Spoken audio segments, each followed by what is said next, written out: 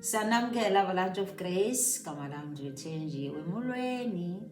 Namhlanje sawufunda ngomprofeti uYeremiya, umprofeti owakhethwayo nguYehova esemncinci neminyaka engama-20.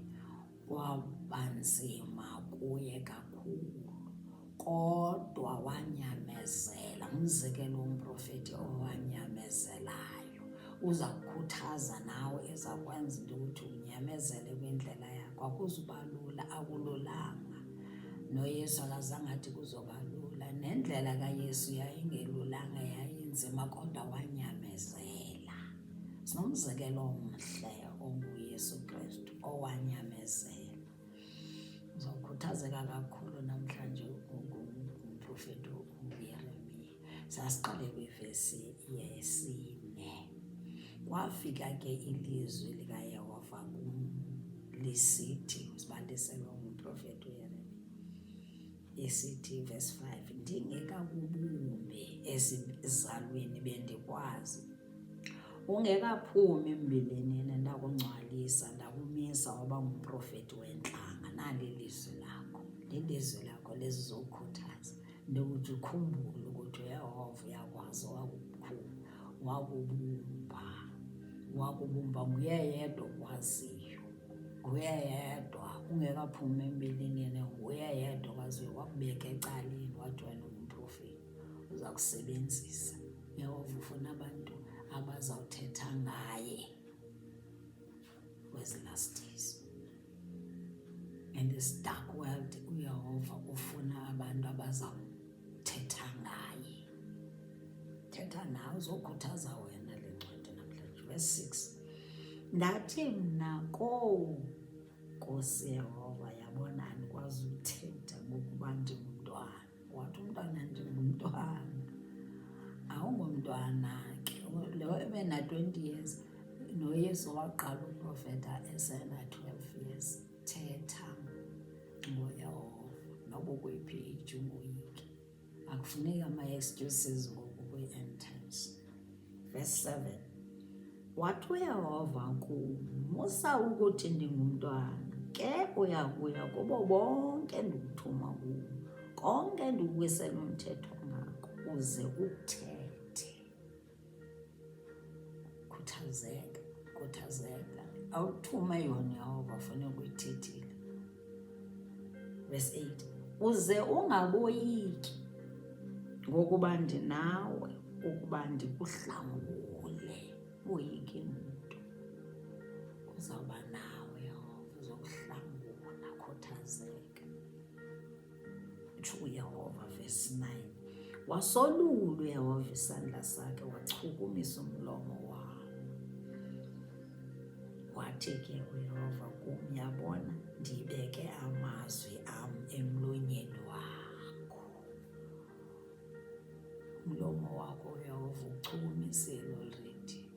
Wawubuthi ube nothando lwakhe, usoloko usiya ecaweni umthandaza, ucula, sele ubekile. Oh, haleluya, sele sibekile isandla sakhe.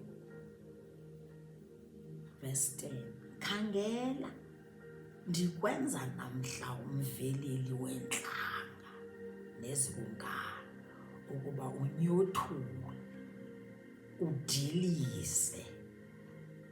Zinintsi izinto ezifuna udilizwa kwezi ntsuku zokugqibela,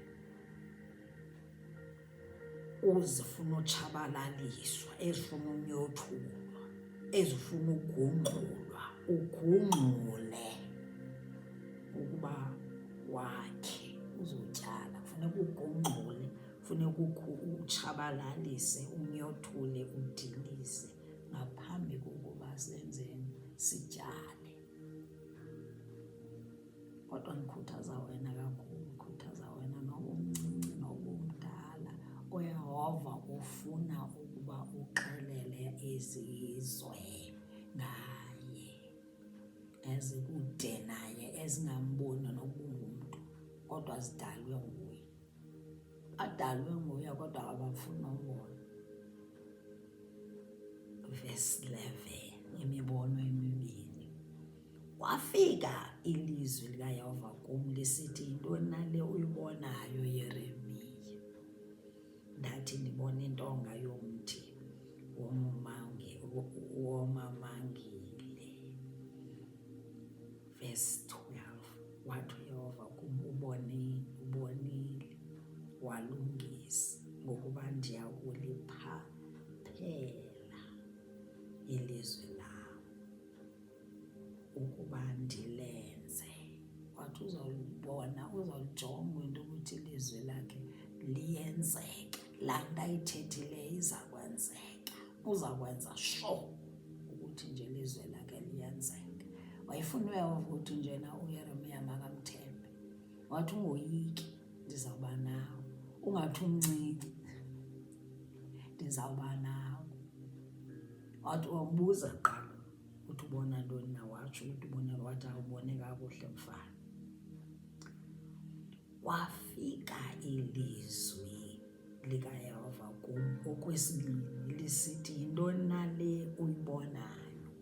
Ndathi ndibona imbiza ebaselweyo, ubuso bayo bubheke eneno isentla.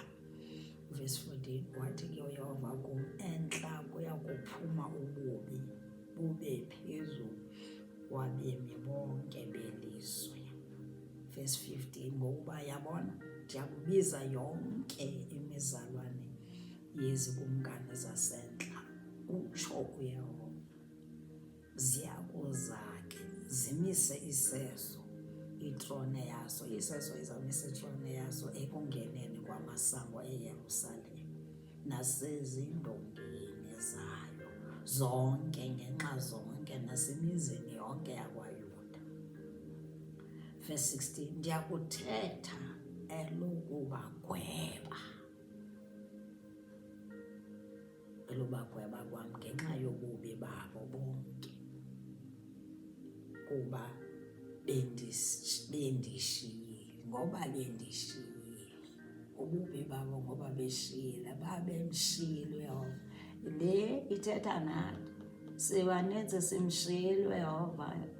uYehova uthuma abantwana bakhe ke uba asixelele, siqalele ilizwe ngaye, siqalelane ngaye, ngoba simshiyile uYehova thina. Sikhonza ngoku abanye oothixo, izithixo, kodwa nguye yedwa osaziyo, singekabunjwa, singekaphumi nasebeleni, nguye owaziyo. Wathi bonke bendishiyile, ngoba bandishiyile, baqhumisela thixweni bambi. Is a jealous God.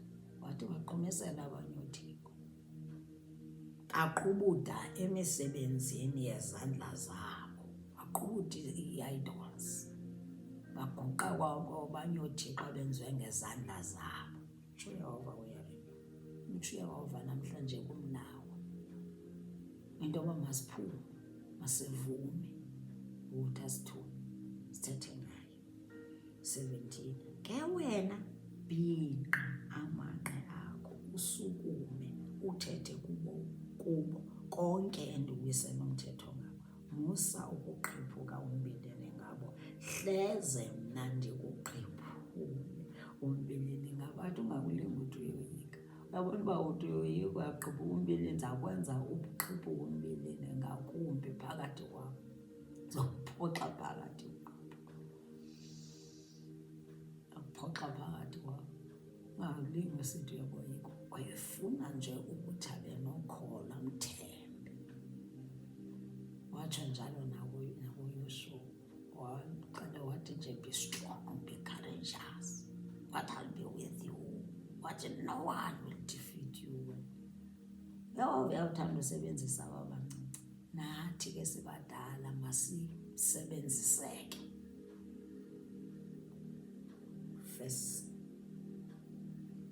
Verse 18, uyabona ke mna ndikwenza namhla umzi onqatyisiweyo, intsika yesinyithi, udonga lobhedu, kulo lonke ilizwe lokumkani bakwaYuda, nakubathetheleli balo kubabingeleli balo nakubantu belizwe. Verse 19, bayakulwa nawe. Nankuya ukuyehova ukuthi umuntu uzokwenza nto. Utheni uzokwenza? Utheni uyehova ukuthi uzokwenza ntoni? Uverse 18, akangumuntu, God is not a man athi uzakwenza yena, uzakwenza yena. Wanento kufuneka siyenze kureceive ilizwi, sikholwe, selisho ukuthi uthetha nami Yehova. Kunokuba uthathe i-calling yoba ligqirha, nantsi yakho indlela, thatha indlela kaThixo, yena othembekileyo. Bathi bazawulwa nawe uverse 18, uverse 19, bangabi nakoyisa. Bathi bazakulwa nawe kodwa asoze bakoyisa, ngokuba ndinawo, ukuba ndiwuhlawule, utsho uYehova. Unathi nyani, akasilahla, akasishintsho. Noba ukuyiphi usentla kwamasimi, nayiphi ingxaki onayo, kufuneka wazi into yokuba njena uYehova unawe. uYehova ke has a plan ngelife yaye wonke umuntu. He has a plan. Uneplan ngelife yakho. Yiyo loo nto leyo ekubiza ukuba nje hamba, vuma Yeremiya. Uthetha noYeremiya namhlanje, uba uvuma uba makakuthume, uthi njena uzawukwenza ntoni? Uzakwenza ukuthi ube strong, fortified ngayo. Soze uthi njena ususwe mntu, wathi njena wena usoze ndikulahla, ndizaba nawe. Wathi baza kulwisa kodwa uzazi ukuthi akho nto abazakwenza yona. Nangoku ke indlela kaYeremiya zange belula. Sisezawuthi chu sifunda ngoYeremiya, ukukhuthaza endleleni yakho, ukuthi nje bangathi uyazingisa. Sizathi sifunda uYeremiya ngapha, sibe sifunde i-Exodus ngapha. Sezini uYehova ufuna sifunde ilizwe lakhe, sithembe ilizwe lakhe, sizoqina kwindlela yethu yokholo. Plans zakhe akakho omnye umuntu ozaziyo, nguye yedwa ozaziyo iplans ngawo. Mhlawumbi usicinga fana sowufikile, akakafiki, usafuna